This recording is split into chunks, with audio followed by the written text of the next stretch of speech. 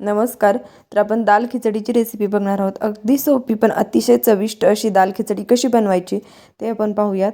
तर एक मीडियम साईजचा कांदा, एक मीडियम साईजचा टोमॅटो आणि थोड्या 2 ते 3 लसणाच्या पाकळ्या हे घ्यायचे चिरून चांगलं. त्यानंतर 1 वाटी तांदूळ, अर्धी वाटी मुगाची डाळ, अर्धी वाटी मसूर डाळ हे घ्यायचं चांगलं स्वच्छ 2 ते 3 वेळा धुवून भिजवून. आणि त्यानंतर थोडंसं तेल टाकायचं, 2 चमचे तूप टाकायचं. तेल आणि तूप चांगलं गरम झाल्यानंतर त्यामध्ये फोडणीला आपण जिरं घालणार आहोत.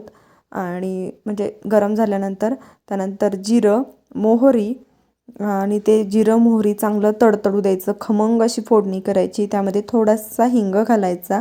त्यानंतर आपण जे चिरून घेतलेलं ते कांदा घालायचा, चांगला परतायचा. कांदा थोडा लाल झाला की मग लसूण घालायचा चिरलेला आणि टोमॅटो पण घालायचा. टोमॅटो घातल्यानंतर मैत्रिणींना थोडं मीठ घालायचं, म्हणजे टोमॅटो कसा मऊ होतो आणि छान असा शिजतो, स्मॅश होतो चांगला. आणि हे सगळं एकत्र करायचं, परतायचं मस्त. छान तेल सुटेपर्यंत भाजून घ्यायचं. त्यानंतर त्यामध्ये पाव चमचा हळद, छोटा 1 चमचा गरम मसाला, मोठा 1 चमचा कांदा लसूण मसाला हे सगळं घालायचं, छान परतायचं. आणि हे चांगलं परतून झालं की मग यामध्ये आपण धुवून घेतलेलं डाळ आणि तांदूळ सगळं एकत्र घालायचं. आणि मैत्रिणींनो, मसूर डाळीचं एक वैशिष्ट्य म्हणजे खिचडी अतिशय छान आणि दाटसर होते, एकदम चवीला छान लागते. तुम्ही ट्राय करून बघा एकदा.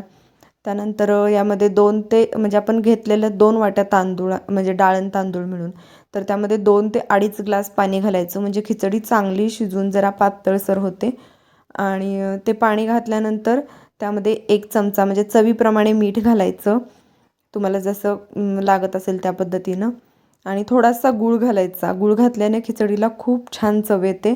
थोडा गूळ घालायचा, सगळं मिक्स करून घ्यायचं चांगलं. आणि त्यानंतर त्याच्यावरती झाकण ठेवायचं आणि चांगलं 15 ते 20 मिनटं चांगलं शिजू द्यायचं. आणि चांगलं शिजल्यानंतर मग झाकण उघडून बघायचं शिजलं आहे का व्यवस्थित. 1 ते 2 वेळा मी बघितलं होतं शिजलं आहे का, कसं झालं आहे काय. आणि मग त्यानंतर चांगलं शिजू द्यायचं मस्त.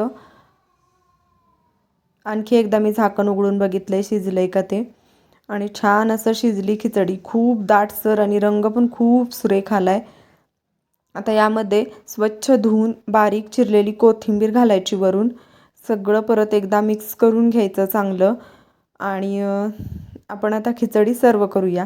मस्तपैकी एक भाजलेला पापड, लिंबू आणि गरमागरम खिचडी, त्यावर साजूक तुपाची धार, खूप सुंदर थंडीच्या दिवसामध्ये बेत होतो.